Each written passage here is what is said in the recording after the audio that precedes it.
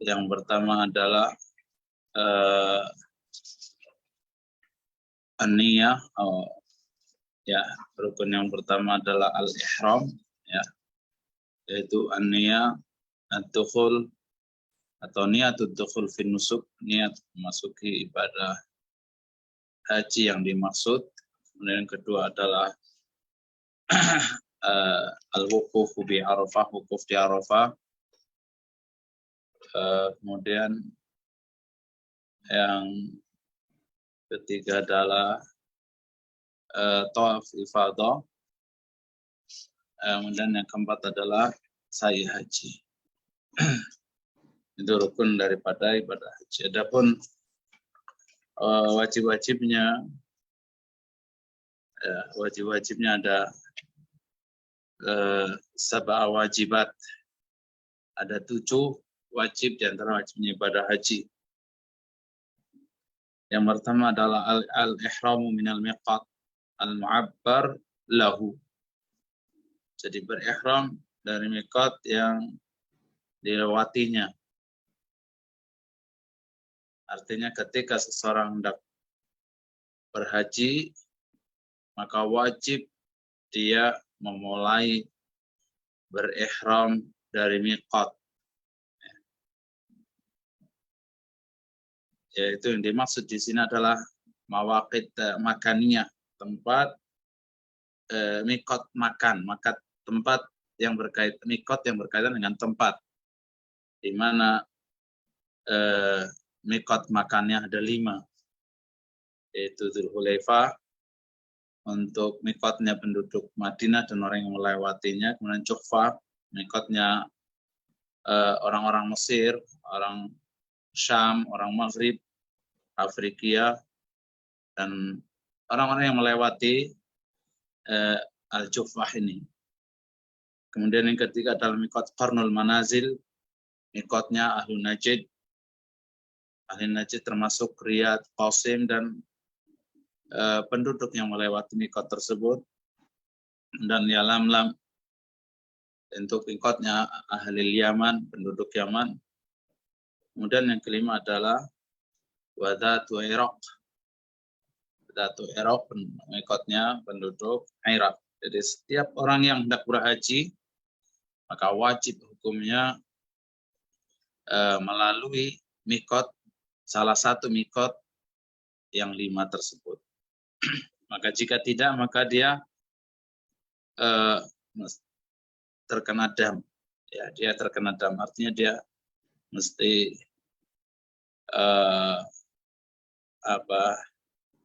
harus membayar dam. Jadi dia harus membayar dam. Kemudian yang kedua, al-wuqufu bi Arafah ila ghurubi syams. Wukuf di Arafah hingga tenggelamnya matahari, hingga maghrib.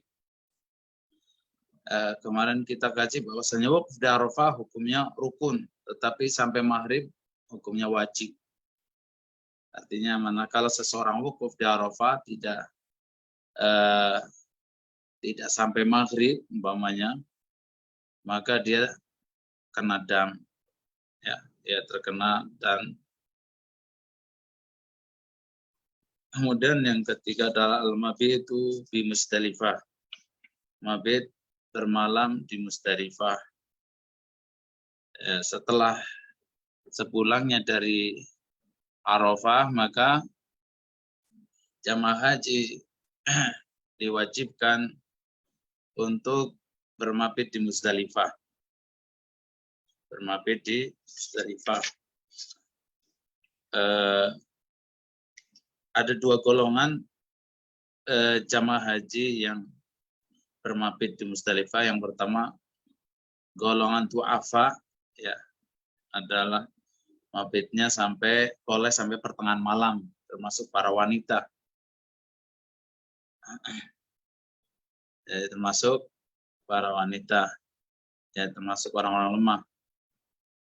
Kemudian bagi yang sehat, tidak lemah, maka dia mabitnya mesti harus sampai fajar, dan sunnahnya sampai setelah selesai salat fajar baru meninggalkan Musdalifah.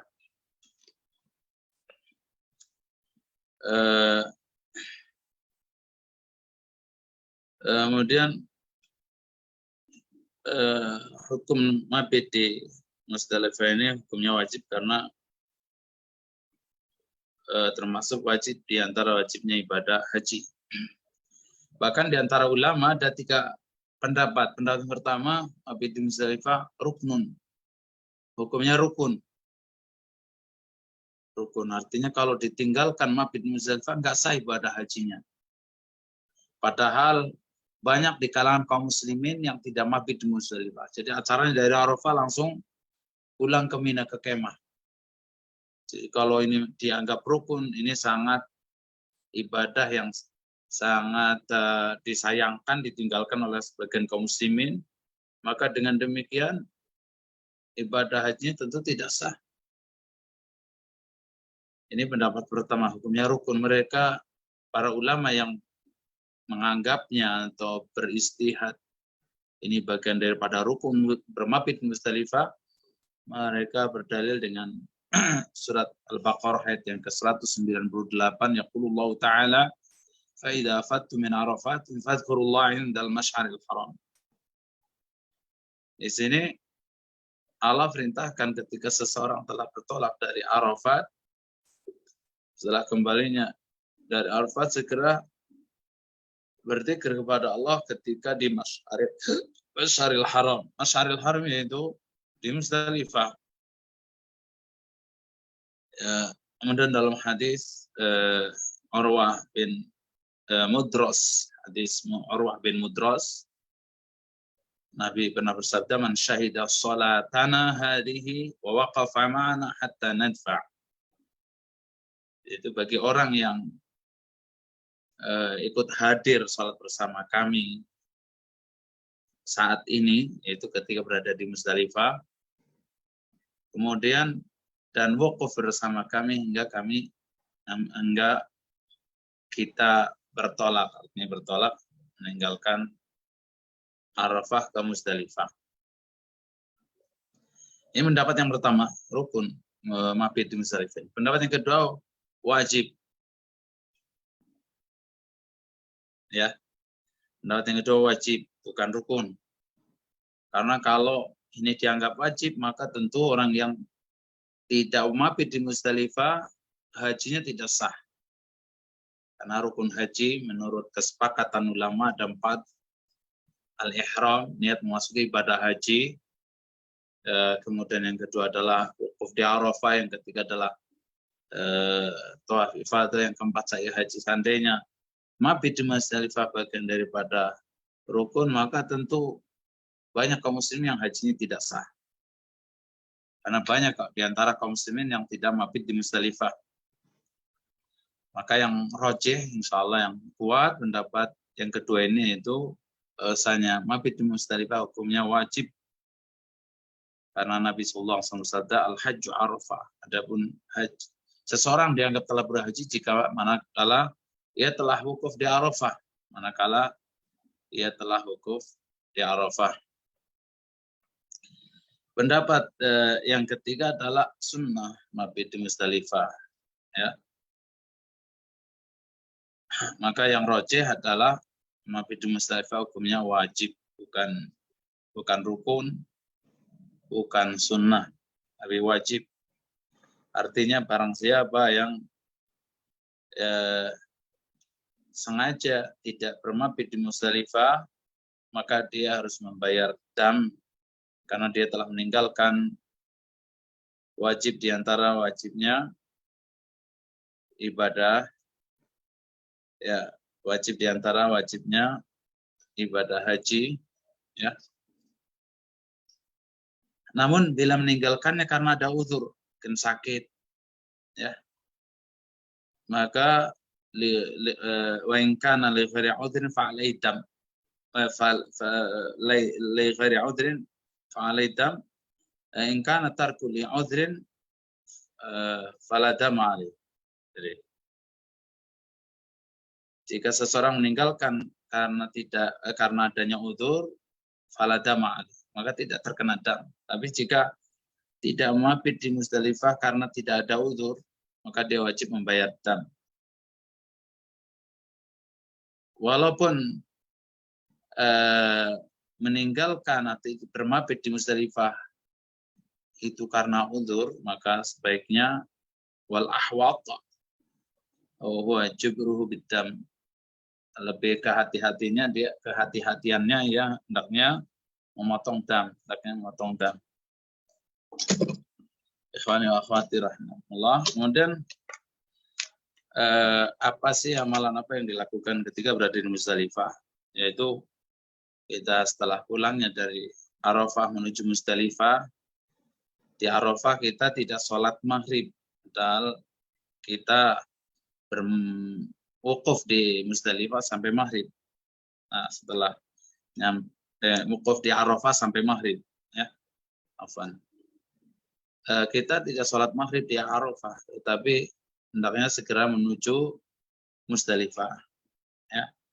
Kemudian di Musdalifah, di sana sholat jamak takhir, yaitu dengan satu adzan dan 2 iqamat. Jamak takhir dan qashar. Jamak takhir dan qashar itu mengerjakan sholat maghrib 3 rakaat di waktu sholat isya dan kemudian sholat isya 2 rakaat. Seandainya sholat maghrib dan isya bukan di Musdalifah, maka ya sholatnya sah sebenarnya, tetapi dia menjadi sunnah. Nah, kemudian setelah sholat maghrib dan isya di jamak dan di qashar, maka dianjurkan segera istirahat tidur. Ya, sebagaimana Rasulullah SAW demikian. Namun bila mana seseorang susah tidur karena banyaknya orang, karena bising dan sebagainya, atau sebab-sebab yang lainnya, maka hendaklah memperbanyak tilawatul Quran, zikir, doa, kemudian sholat fajar, sholat subuh pada awal waktunya. Ya, artinya ketika adzan subuh, hendaklah sholat subuh berjamaah. Kemudian setelah itu berdoa, ya, menghadap kiblat, bertakbir, bertahlil, zikir, sampai syuruk, sampai hatta yasfir, artinya sampai sebelum terbitnya matahari. Sebelum terbitnya matahari, segera menuju Mina, ya, menuju Jamarat. Jadi waktu insiraf min Musdalifah, waktu seseorang boleh meninggalkan Musdalifah, mabit di Musdalifah itu ada 2 keadaan pertama atau 2 golongan. Golongan yang pertama adalah lidu'afa, orang-orang yang lemah, maka mereka boleh meninggalkan Musdalifah bermabit sampai pertengahan malam saja, pada malam Aidul Adha atau malam Yaumun Nahr. Adapun bagi yang aqwiya, orang-orang yang sehat, yang kuat, ya, maka hendaklah sampai sholat fajar di Musdalifah. Kemudian al-wajib ar-rabi'. Wajib yang keempat dan wajibnya ibadah haji adalah al-mabit bi Mina. Mabit di Mina kapan dikatakan wajib? Karena ada mabit di Mina bukan wajib. Kapan mabit di Mina bukan wajib?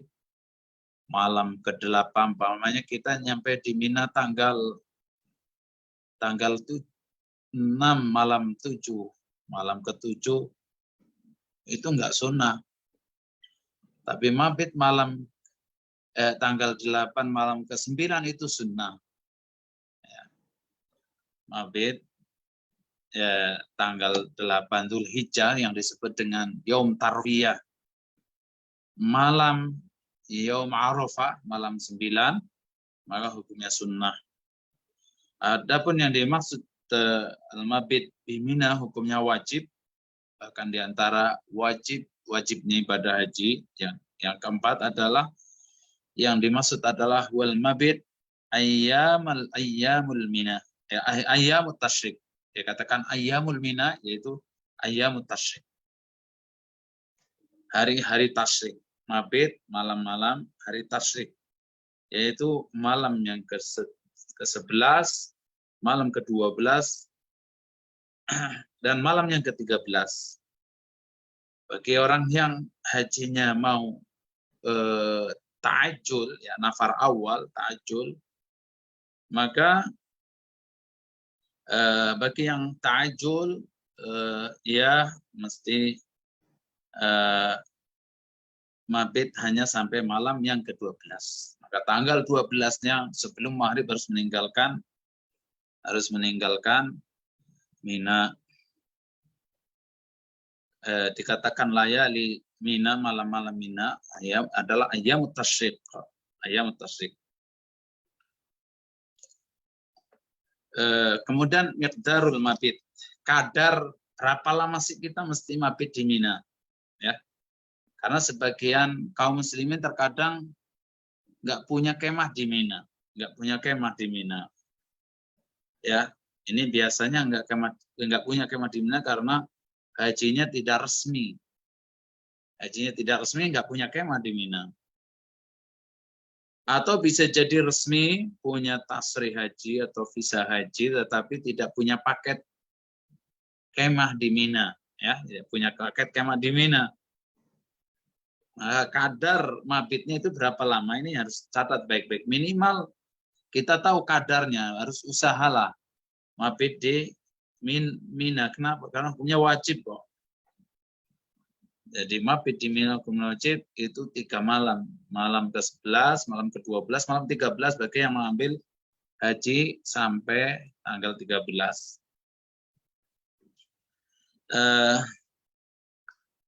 ليس المراد بالمبيت النوم بل المكث في منى أكثر الليل سواء كان ذلك في أول الليل أو آخره. Jadi bukanlah yang dimaksud mabit di Mina itu tidur dari sore sampai subuh, ya. Mabit, ya, memang makna mabit itu kan bermalam, ya. Ya, bukan berarti bermalam itu tidur terus. Yang dimaksud mabit di Mina adalah al-mukuth, berarti diam diri di Mina, aksarul lail, atau kata lain mu'dhamul lail, ya. Mu'dhamul lail. Jadi mabit di Mina mu'dhamul lail. Mu'dhamul lail artinya sebagian besar waktu malamnya mabit di Mina. Ya, sebagian besar waktu malamnya mabit di Mina, namanya mu'dhamul lail, aksarul lail. Baik mabit di Mina mulai awal sore, ya, karena dikatakan malam itu setelah maghrib, atau di akhir di akhir malam. Yang terpenting mu'dhamul lail atau aktsarul lail.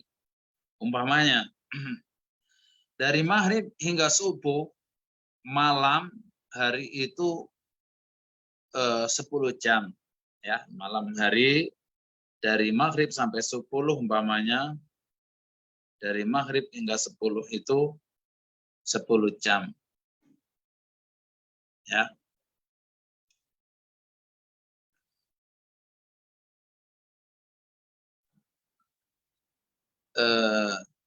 Jadi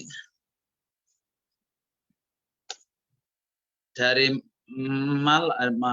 maghrib sampai subuh umpamanya 10 jam, maka dikatakan seseorang dianggap sah mabitnya di Mina itu manakala dia masa bermalamnya di Mina itu lebih banyak. Jadi umpamanya karena semalam itu 10 jam ya, minimalnya mabit berapa? Ya 7 jam, 6 jam. Ya, 6 jam lah. Ya 7 jam lebih bagus. Jadi minim-minimnya 6 jam, 7 jam. Kalau itu malam dari maghrib sampai subuh itu 10 jam. Nah, itu dikatakan aktsarul lail mu'dhamul lail.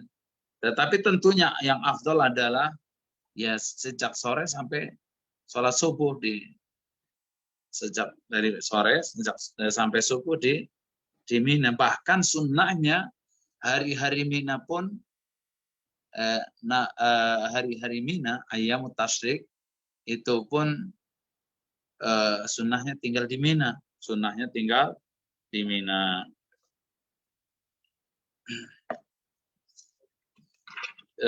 Kemudian bila mana seseorang ada uzur karena sakit atau dia bekerja sebagai khidmah di Rahman, menservi tamu-tamu Allah, maka mendapatkan rukhsah atau dispensasi untuk tidak bermabit di Mina, maka ia tidak kena dam.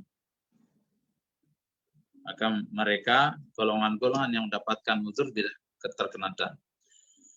Kemudian wajib di antara wajibnya haji yang kelima adalah ar-ramyu.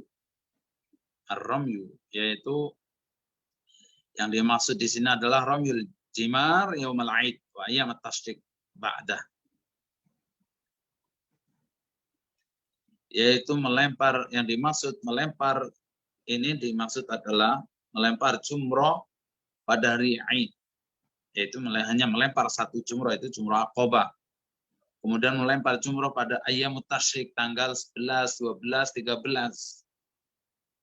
Ya, itu hukumnya wajib.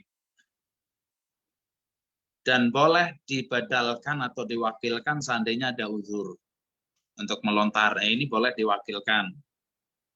Seandainya sakit, boleh diwakilkan ke orang yang sehat.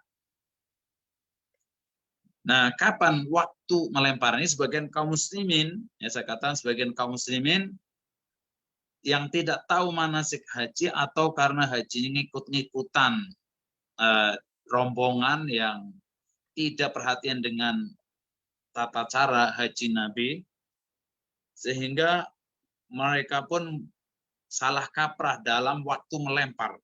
Ya. Ingat ikhwani wa akhwati rahimakumullah, ibadah itu Allah dan Rasulnya telah menentukan. Tidak boleh kita ibadah, yang penting kita ibadah, tetapi harus waktunya sesuaikah dengan syariat. Tempatnya sesuaikah dengan syariat yang disyariatkan.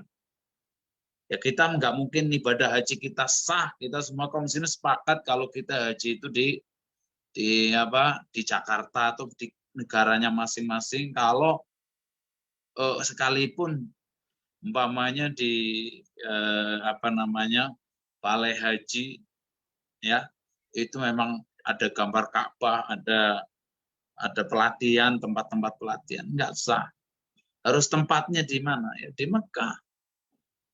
Ya haji. Begitu pula waktu, kita harus perhatian dengan waktu. Nah, waktu melempar jumroh Aqabah itu dimulai kapan? Waktu melempar jumroh Aqabah dimulai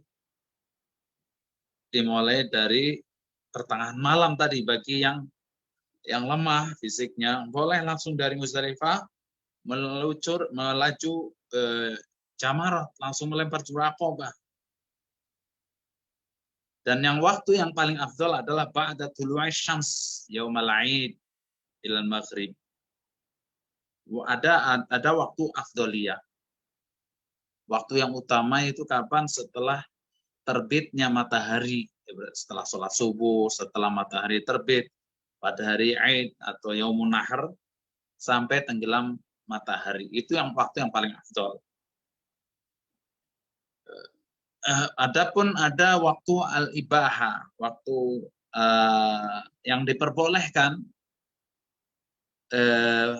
sampai fajar, jadi sampai qoblal fajar. Jadi dimulai dari pertengahan malam sampai malam ke-11. Itu masih terhitung melempar jumroh Aqobah. Nah, sebagian kaum muslimin ada yang tanggal 10 malam sudah melempar jumroh Aqobah. Kemudian malam tanggal 11 sudah melempar ketiga jumroh. Ini banyak kita saksikan. Berarti ketika malam tanggal yang ke-11, malam hari tasyrik, ya, maka itu waktu masih untuk melempar tanggal 10-nya. Jadi belum waktunya melempar. Kenapa belum waktunya? Karena apa?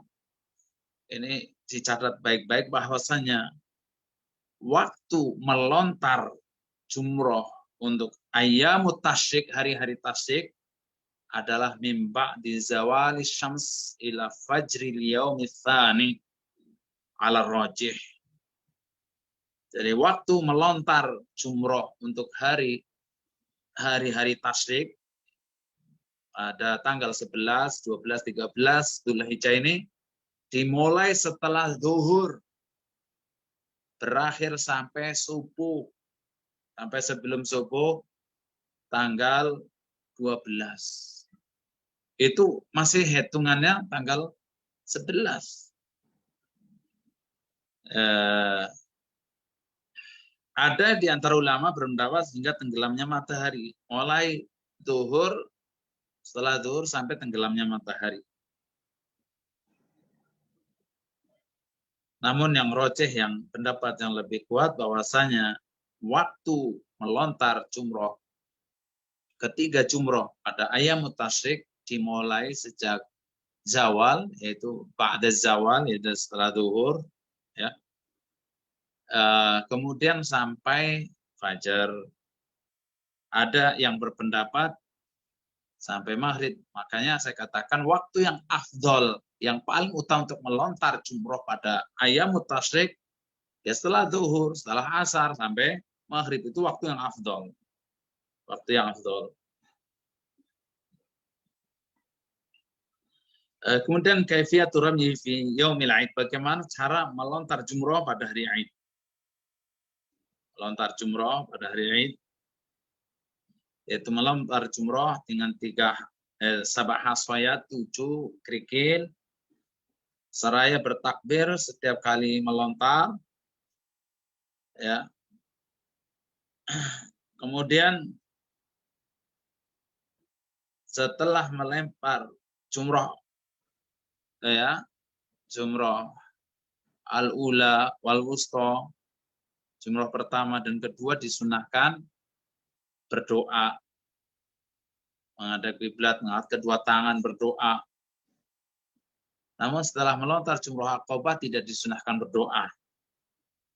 Kita saksikan sebagian kaum muslimin ada yang berdoa juga. Padahal yang sahih, yang benar, yang sesuai sunnah Nabi adalah berdoa setelah melontar jumroh sughra dan wusta saja, jumroh pertama dan kedua saja. Kemudian afdalnya menjadikan ketika hendak melontar, Ka'bah di samping kiri kita, ya. Ka'bah berada di samping kiri kita, karena melontar itu ada 2 arah.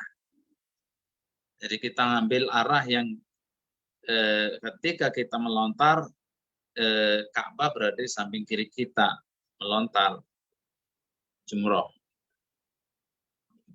Kemudian waktu ar-ramyi fi ayyamit tasyrik. Kapan melontar pada hari tasyrik? Ya. Kapan sih melontar pada hari-hari tasyrik? Yaitu tadi sudah jelaskan, jadi perlu diingat bahwa waktu melontar hari-hari tasyrik itu ba'da zawal. Dimulai dengan melontar jumroh sughra dulu, yang dekat dengan Masjid Khaif, dengan 7 kali. 7 kerikil, seraya bertakbir. Setiap melontarnya 7 kerikil ini bukan sekali lontar, ya, sekali melempar, sekali balang ya istilahnya. Tapi 7 kali melontar. Saraya mengucapkan takbir.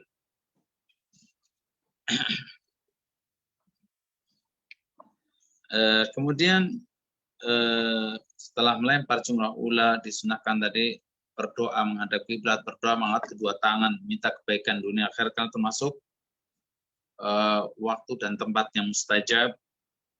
Kemudian begitu pula setelah melontar jumrah yang kedua disunahkan minggir ke samping kiri atau mungkin samping kanan bagi yang melontar dari arah kanan, berdoa menghadap kiblat, ya, seraya angkat kedua tangan. Kemudian setelah melempar jumrah ula, wusta, kemudian kubra atau jumrah aqobah. Nah, dan setelah melontar jumrah aqobah tidak disunahkan berdoa. Tidak disunahkan doa. Kemudian suruh turamnya, adapun syarat-syarat melontar. Pertama, hendaknya ketika melontar biat dengan tangan, tidak boleh menggunakan alat. Mungkin pakai panah atau mungkin pakai apa istilahnya, alat untuk melontar, ya tidak boleh. Masih harus dengan tangan, Ini syarat pertama, syarat melontar. Kemudian yang kedua, ayakuna bihasa. Hendaknya melontar jumrah, ketiga jumrah itu dengan hasa, dengan kerikil, bukan dengan batu, ya, bukan dengan sandal. Sebagian orang menganggapnya melontar setan, sehingga apa? Melontar dengan sandal, dengan sepatu, apa yang ada, ya, saking marahnya gitu ya, saking sewotnya. Nah, ini keliru. Bila sunnah, apalagi melontar dengan kotoran malah itu, ya, atau yang lainnya.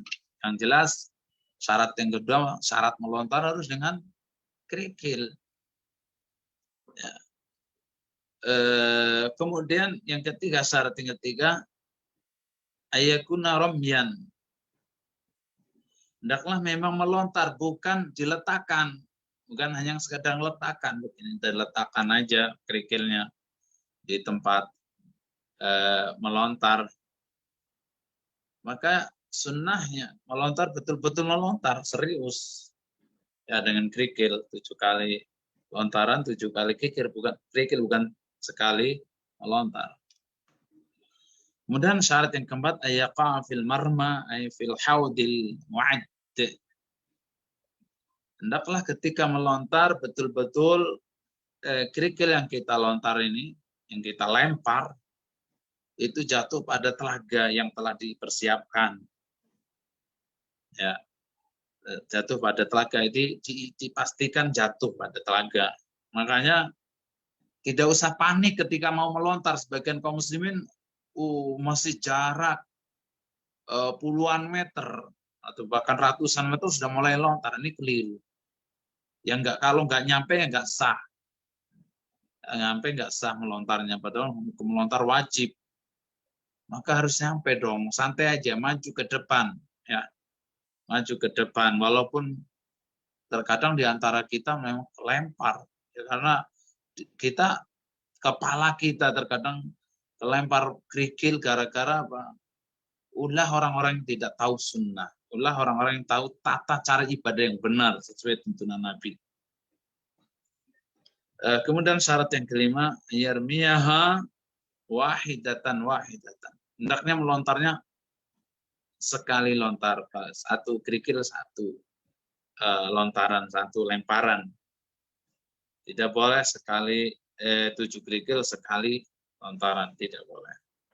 Kemudian yang keenam, ayyaddarami binafsihi tsumma yarmi amman wakalahu fi makani. Kemudian yang keenam, syarat melontar yang keenam, hendaknya ketika dia dapat amanah untuk membadalin melontar, yang lontar untuk dirinya dulu dong. Dirinya 7 kali selesai dulu di tempat itu. Kita maju ke depan dekat Jamarat, melontar. Allahu Akbar. Allahu Akbar 7 kali. Setelah selesai baru kita niatkan melontar buat si fulan atau mungkin istrinya atau mungkin teman. Allahu Akbar. Allahu Akbar. Tidak harus kita selesai dulu melontar 3 jumroh ketika ayam tasyrik baru kita balik lagi. Ya, tidak seperti itu. Cukup ya setelah kita melontar jumroh ula yang pertama, selesai melontar 7 kali lontaran, kita ngambil kerikil lagi, niatkan untuk badalin yang minta dibadalin karena sakit atau ada uzur syar'i.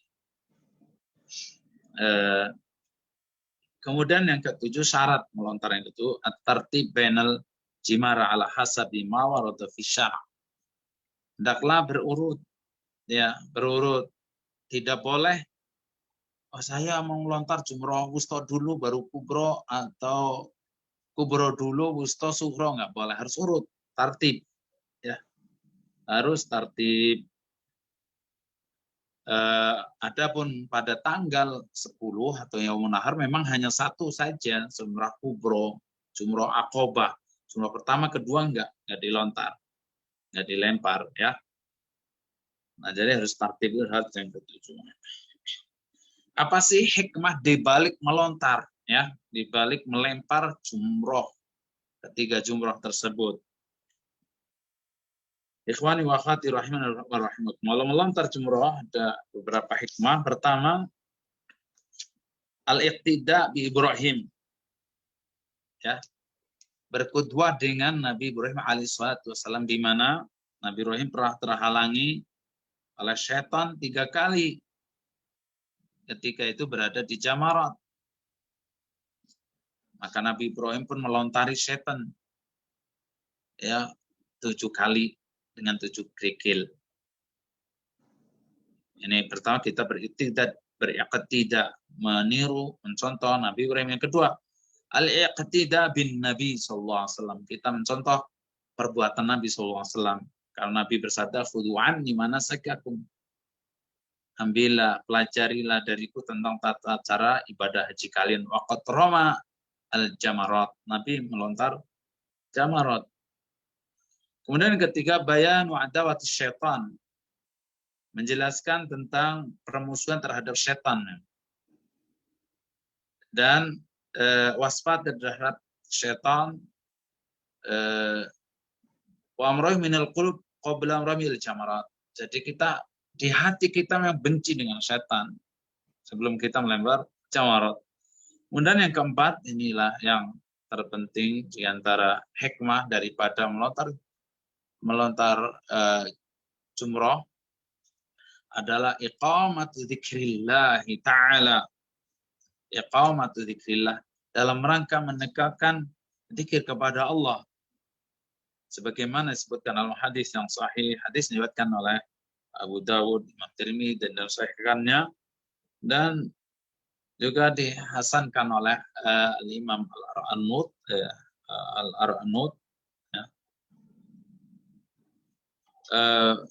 Nabi pernah bersabda, innama ju'ila ramyul jamarat baina as-safa wal marwah li iqamati dzikrillah ta'ala.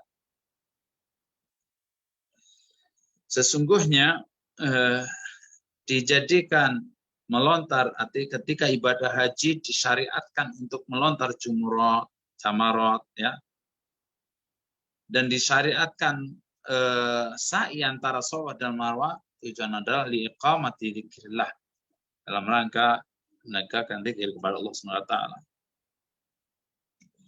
Kemudian ikhwani wa akhwati rahimakumullah, waktu sudah habis, sedikit lagi lanjutkan. Apakah boleh kita melontar jumroh dengan kerikil yang pernah dipakai, bekas dipakai? Sebagian kaum muslimin meyakini, kerikilnya harus baru, dicuci, dikasih minyak wangi gitu ya. Harus ngambil di Muzdalifah, kan gitu ya. Padahal kata Syekh Muhammad bin Shalih Al-Utsaimin rahimahullah, beliau berfatwa, na'am yajuz, ya boleh. Ya. Adapun orang yang berdalil nggak boleh berwudu dengan air bekas. Ini adalah pendalilan yang tidak tepat. Ya, pendalilan yang tidak tepat. Kemudian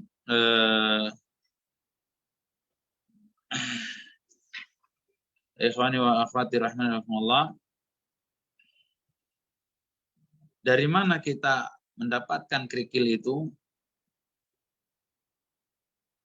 Maka seandainya kita ambil 7 kerikil ketika berjalan, ketika singgah dari Musdalifah pada Yaumun Nahar, itu boleh. Atau di tempat mana saja boleh. Ya. Sebagian kaum muslimin meyakini, kerikil mesti diambil di Musdalifah. Ini adalah keyakinan yang tidak berdasar, keyakinan yang tidak ada dalilnya. Wallahu a'lam bishawab. Itu apa yang kita bisa kaji. Insyaallah kita akan lanjutkan tentang besok sore wajib di antara wajibnya ibadah haji yang ke-7. Wallahu a'lam bishawab.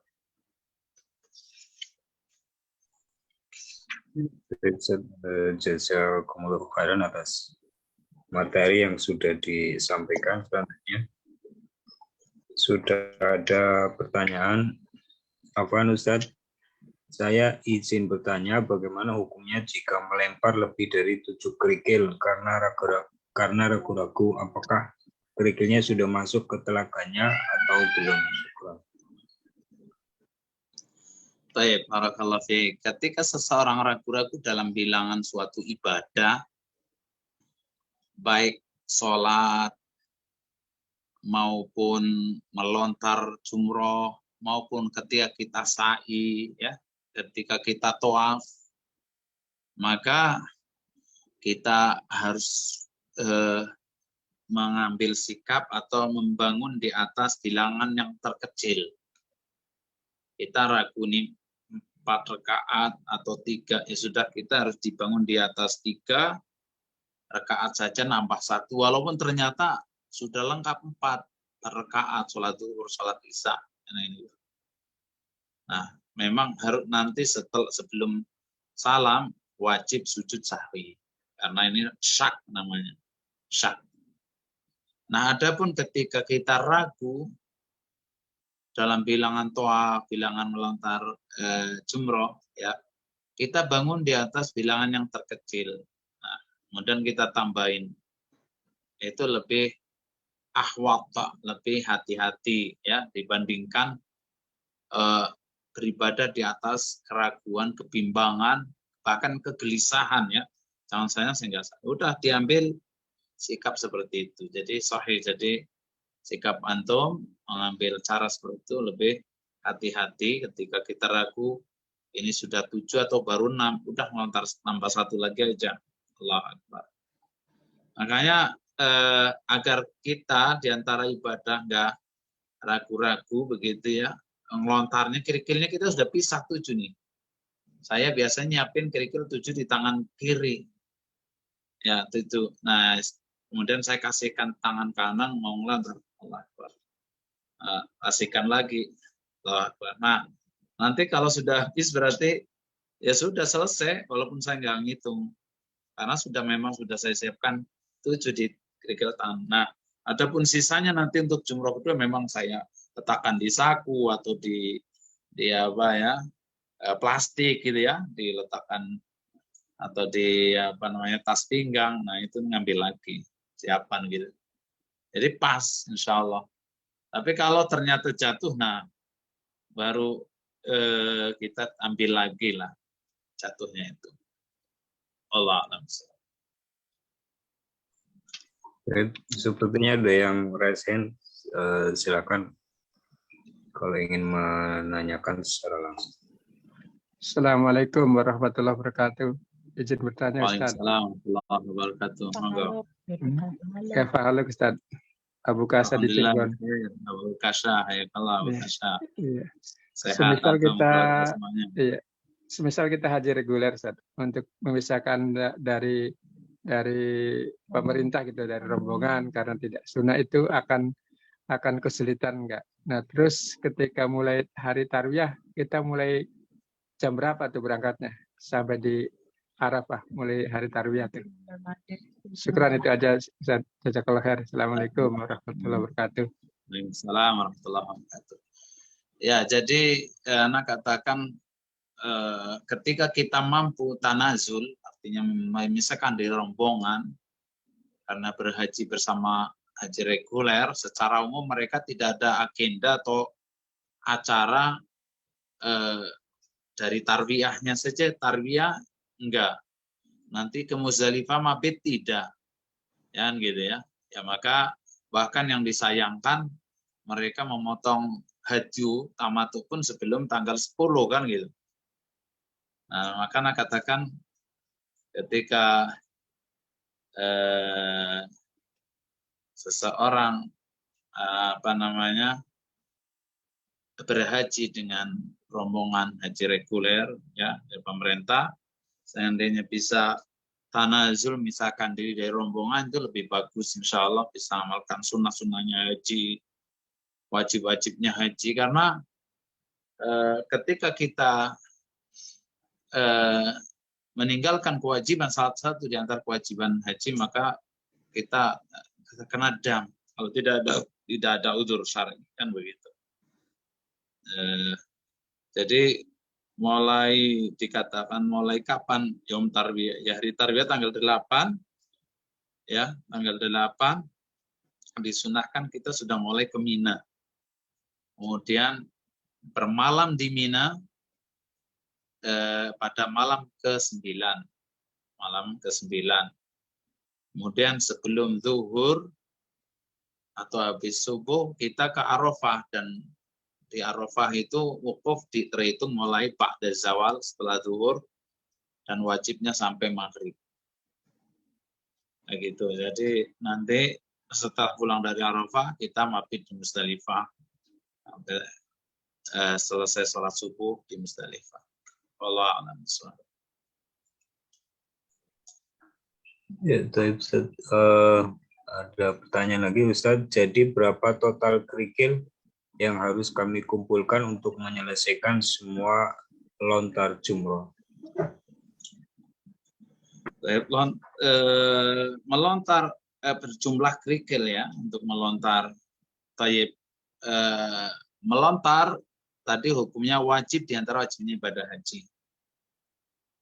Kerikil yang dipersiapkan pertama untuk Yaumun Nahar hanya 7 kerikil ya.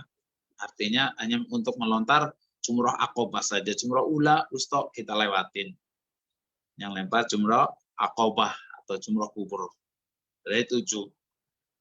Kemudian untuk tanggal 11 ya. 11 harus melempar ke 3 jumroh. Jumroh Ula, Wusta dan kubur. Masing-masing 7. 7 kali 3 berapa? 21. Ya kan?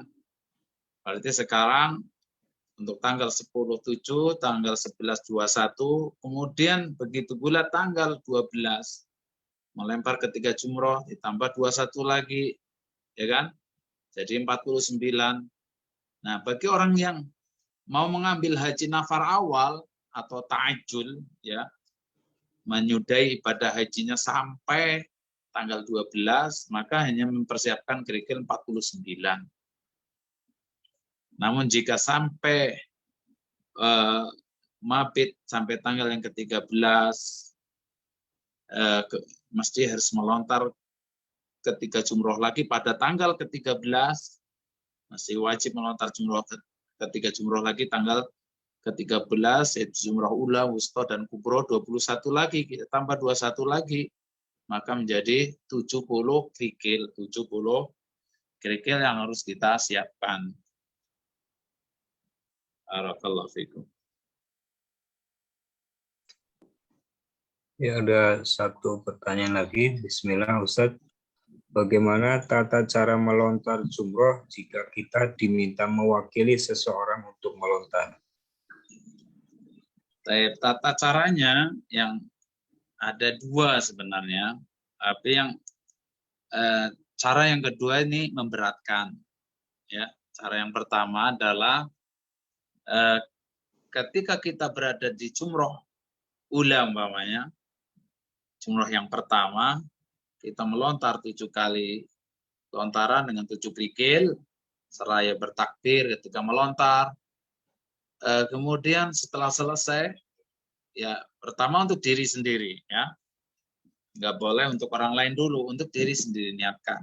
Nah baru kita melontar untuk teman atau saudara yang kita wakilin, 7 kali lontaran, 7 kerikil. Jadi begitu, itu cara pertama. Begitu pula ketika melempar jumroh yang kedua atau wusto, jumroh yang di tengah. Begitu pula ketika melontar jumroh kubro atau akobah, jumroh yang terakhir. Maka caranya seperti itu. Untuk dirinya sendiri dulu, baru yang diwakilin. Ini cara yang pertama. Cara yang kedua, kita melontar dari jumroh ula, wusto, kubro selesai dulu, baru kita muter lagi untuk melontar buat saudaranya. Ini cara yang kedua. Tetapi cara yang kedua ini untuk saat ini ya itu susah ya, karena tentara polisi itu sudah mengatur, mengarahkan satu jalur. Kita setelah melempar jumroh kubro nggak bisa balik lagi. Kalau ketuaan balik mesti dicegat ya, dicegat, dihalangi.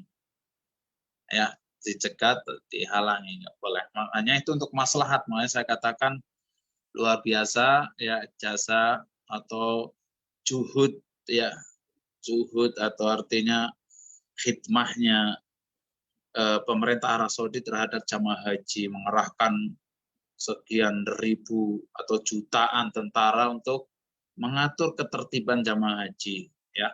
Dahulu sebelum jamaroh ditingkat ya, sebelum jamaroh ditingkat, kami alhamdulillah menyaksikan jumroh belum ditingkat, kaum muslimin, ya Allah, banyak yang pingsan, banyak yang meninggal dunia. Bahkan sebelum diatur harus satu jalur, ya, itu juga tabrakan dengan tabrakan arah ya, karena ada yang kepengen balik lagi karena mau kemahnya di umpamanya dekat jumroh ula gitu, jadi balik lagi, nggak mau muter balik, nggak tabrakan. Tapi sekarang alhamdulillah sudah bisa dibilang haji itu aman, nyaman gitu ya, aman, nyaman, walaupun memang jamaah haji datang dari berbagai negeri dan juga apalagi dibatasin ya. Walaupun saya pribadi saya katakan nggak, mukim di Saudi sudah nggak bisa setiap tahun berhaji secara resmi ya. Tapi anak katakan ikut senang atas kebijakan pemerintah Arab Saudi ketika mengalami, ketika belum ada batasan atau aturan harus dengan visa haji, hajinya atau dengan permit haji, tasri haji, itu saudara-saudara kita yang mukim di sini ya, yang bisa dibilang pribumi dengan yang mukim, yang pendatang itu hampir separuh pendatang, itu maunya berhaji setiap tahun.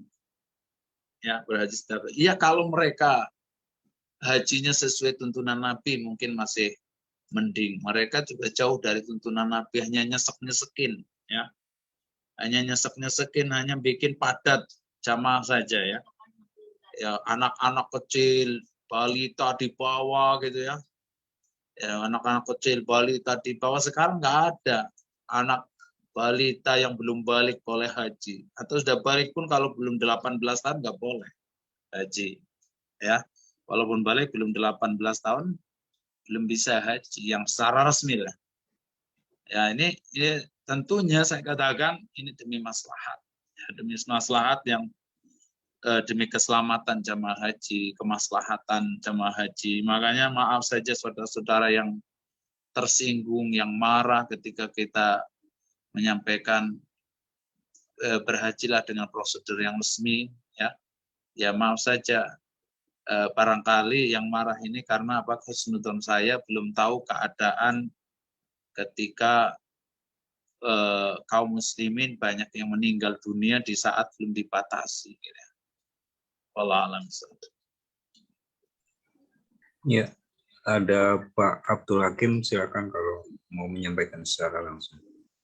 Nah, halo, assalamualaikum Pak Abu Hamzah. Assalamualaikum warahmatullahi wabarakatuh. Hayakumullah Pak Hakim. Untuk yang lempar jumrah itu urutannya harus sesuai kayak akobah dulu, habis itu ula, habis itu baru wusta atau gimana? Ya, untuk tanggal 10 Pak hanya jumrah akobah saja. Tanggal 10 Iya betul, ya. untuk akobah ya. Untuk tanggal 10, Ya, tanggal 11, 12, tanggal 13 10 ya. saja. Baik. Betul. Adapun tanggal 11, 12, 13 harus urut dari mana? Jumrah ula, wusta, kubro. Ula itu jumrah pertama, wusta itu jumrah yang di tengah, yang kedua, kubro itu jumrah akobah. Jadi tidak dari akobah, wusta, sughro, enggak. Jadi dari yang kecil. Ya jumrohnya sebenarnya sih ukurannya sama, ya kan? Cuma namanya saja. Jumroh sughro, wusta, kubro, namanya saja. Jadi tidak kebalik Pak ya. Jadi kita mesti ngelempar dari arah Mina menuju Mekah kan gitu ya. Dari arah Mina menuju Mekah, bukan kalau jumroh akobah dulu berarti dari Mekah dulu ke arah Mina kan gitu. Tidak. Jadi dari jumroh ula dulu, wusta dan kubro. Barakallahu fikum. Jadi kalau tanggal 10 hanya jumroh akobah saja, berarti yang pertama, kedua dilewatin.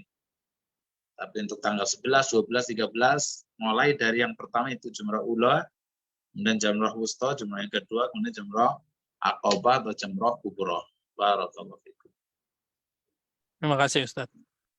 Ya, sama-sama. Iya. Sepertinya belum ada pertanyaan lagi. Mau diteruskan atau kita cukupkan Ustaz malam ini? Baik, mungkin satu soal ini dari fatwa Syekh Muhammad bin Shalih Al-Utsaimin rahimahullah. As-sa'il yaqul man safara min baladi ila Juddata thumma arada al-umrah fal yuhramu min Juddah.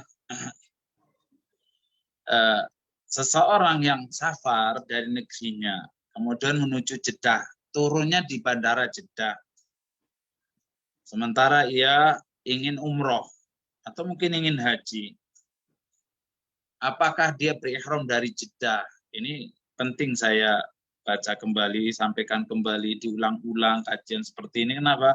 Karena masih banyak sampai saat ini kaum muslimin bahkan ustadz kiai yang menganggapnya Jeddah itu mikot. Ini kan jelas gagal paham, salah kaprah kan gitu. Mikot jelas Nabi atur jelaskan hanya 5. Mikot itu hanya mikot makani. Mikot tempat itu hanya 5 kan gitu. Enggak, Jeddah bukan termasuk mikot. Oleh karena jawab qala Syekh rahimahullah la yakhlul amru min halain. Keadaan tersebut, perkara tersebut tidak lepas dari 2 keadaan. Yang pertama, keadaan pertama yakunul insanu qad safara ila Juddata bidun niyatil umrah. Walakin tara aslahul umrah wa huwa fi Jeddah fa innahu yuhrimu min Jeddah wala haraja fi dzalik. Li hadits Ibnu Abbas radhiyallahu anhu hina dzakara al-mawaqit qala wa man kana duna dzalik fa min haitsu ansha hatta ahli Makkah min Makkah.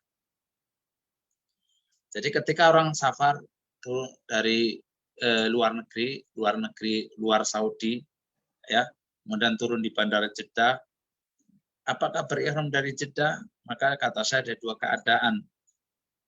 Keadaan pertama, kalau seseorang ini safar ke Jeddah, ke Arab Saudi, memang dari awalnya nggak ada niat umroh, nggak ada niat umroh. Niatnya bisnis. Niatnya refreshing, tamasya umpamanya.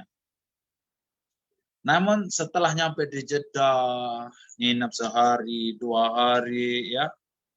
Kemudian, wah kita kan sudah Jeddah dan ke Mekah sudah dekat, ngapain kita nggak umroh, ya kan? Sedangkan sudah kita sampai Jeddah, akhirnya dia berihram dari Jeddah. Maka yang seperti ini nggak mengapa, karena awalnya memang niatnya nggak umroh dari Indonesia atau negara lain.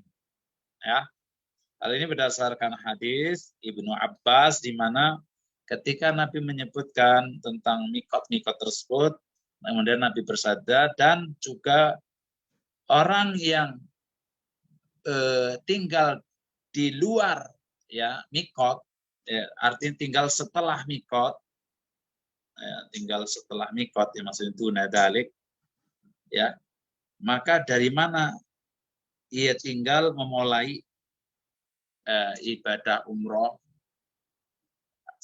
sekalipun ahli Mekah ya dari Mekah itu masih memulai ibadah hajinya ya. Kalau Mekah dari Mekah ibadah, karena pada pembahasan yang lalu kita bahas bahwasanya kaum muslimin ada 3 keadaan kaum muslimin, keberadaan tempat kaum muslimin. Keberadaan pertama, kaum muslimin yang tinggal di luar mikot, maka ketika mau haji umroh harus melalui ya berihram, mulai berihram ya, karena berihram dari mikot hukumnya wajib dari mikot yang dilaluinya.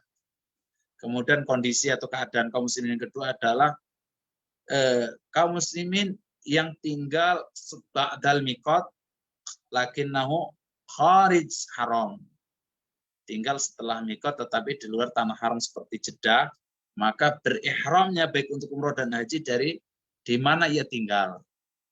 Ya, bagi penduduk Jeddah dan sekitarnya, maka berihram untuk haji dan umroh tidak perlu ke mikot. Dari mana ia tinggal? Dia tinggal di Jeddah, ya sudah di Jeddah, kan begitu. Adapun bagi kaum muslimin yang tinggal di Mekah di dalam lingkup tanah haram, maka ia berihram untuk umroh harus dari tanah halal ke Tanim atau ke tempat lain. Tetapi kalau untuk haji ya dari famin haitsu ansha'a, ya dari mana ia tinggal, di situ memulai ibadah haji. Ini keadaan yang pertama. Kalau memang ke Jeddahnya nggak niat umroh dari awal, ya sudah. Tiba-tiba ingin umroh, ya berihram dari situ. Mandi pakai baju ihram, labbaika umrotan, ya nih.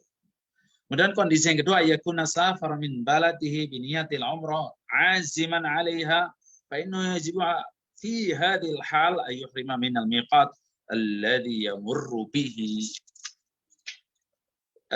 Orang tersebut dia safar dari negerinya ke Jeddah, turun di Bandara Jeddah, memang tujuannya niat umroh. Aziman 'alaiha, berazam untuk berumroh. Maka dia wajib dalam kondisi seperti ini berihram dari mikot yang ia lalui. Ya, berihram dari mikot, karena berihram dari mikot punya wajib. Wala yajuz ihram min Jeddah. Tidak boleh seseorang berihram memulai ibadah umroh atau haji dari Jeddah, nggak boleh. Karena bukan pribumi Jeddah atau orang yang mukim di Jeddah. Li'annaha dunal miqat, karena Jeddah itu bukan mikot. Jeddah adalah kota setelah mikot. Oleh karena Nabi SAW bersabda, hunna lahunna liman marra alaihin min ghairi ahlihin liman arad al-hajja wal umrah. Ya, di sini Nabi menjelaskan bahwasanya mikot-mikot itu adalah buat penduduk yang mikot makannya itu yang di luar 5 mikot tersebut. Waliman marra alaihin, bagi orang yang melewati mikot-mikot tersebut, min ghairi ahlihin, selain penduduk selain penduduk yang setelah mikot. Liman aradal hajj wal umrah, bagi orang yang menginginkan berhaji atau umroh dan umroh. Hadis diriwayatkan Imam Bukhari. Hadis ini sahih. Kemudian jika orang tersebut tetap nekat, nggak apa-apa berihram dari Jeddah, kemudian meluncur ke Mekah, maka orang tersebut harus membayar dam. Nggak mau ke mikot sih. Dan dia bersedekah, dam itu memotong kambing dan disedekahkan untuk fuqara Mekah. insya Allah umrohnya sah.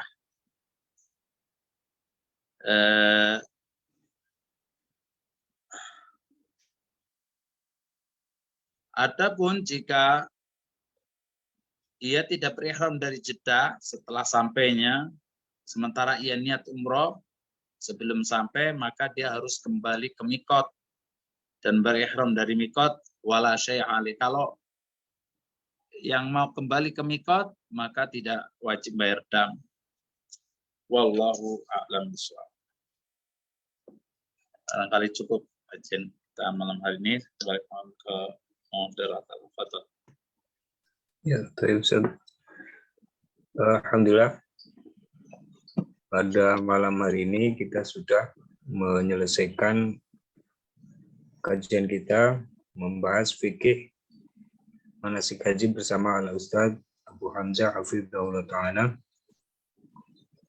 Dan insya Allah satu pertemuan lagi ya Ustaz ya, besok. Insya Allah. Besok terakhir pertemuan kita membahas fikih manasik haji bersama Al-Ustaz Abu Hamzah Hafizahullah Ta'ala. Mudah-mudahan pertemuan kajian kita pada malam hari ini bisa menjadi ilmu yang bermanfaat, bisa menjadi dasar bagi para calon jamaah haji untuk melaksanakan ibadahnya sesuai dengan tuntunan dari Nabi Shallallahu Alaihi Wasallam. Kurang lebihnya kami mohon maaf. Kita tutup dengan doa kafaratul majlis. Subhanakallahumma bihamdika asyhadu an la ilaha illa anta astaghfiruka wa atubu ilaik.